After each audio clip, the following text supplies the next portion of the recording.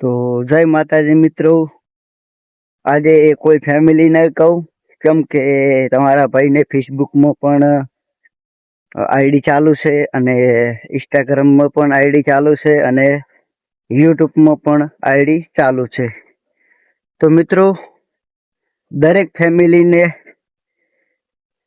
મજા અને આપણે આવી ગયા છે હવે કોઈ કે તમે જો અમારે અમુક જે ખેતરમાં જોતા હશે એને તો ખબર જ હોય કે કેવો માહોલ હોય ખેતરની અંદર, અને જે સિટીની અંદર ને જે ગામડાની અંદર રહેતા હોય એ લોકોને થોડુંક અલગ અલગ લાગે મિત્રો.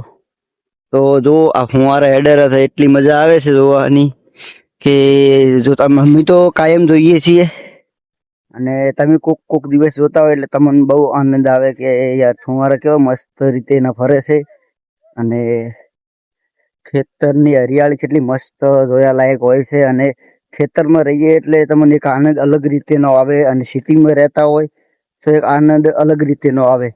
તો મિત્રો તમે જુઓ કે આપણે ખેતરમાં રહે અને અમારો આનંદ તો બહુ ખુશથી જ આવે છે મિત્રો, અને રહેવાની પણ બહુ મજા આવે છે મિત્રો.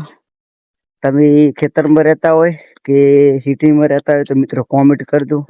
તમારા ભાઈની રિક્વેસ્ટ છે તો કોમેન્ટ કરવાનું ભૂલતા નહીં મિત્રો.